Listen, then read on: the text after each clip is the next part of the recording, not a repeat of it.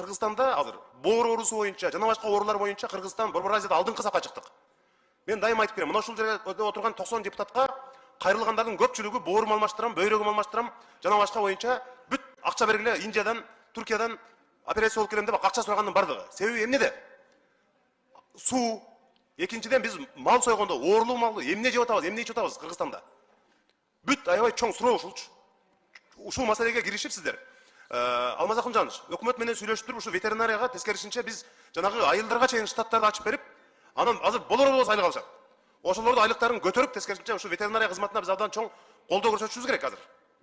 Колдоо көрсөтүп, ошол эмне кандай ооруларга туш болуп атат мисалы.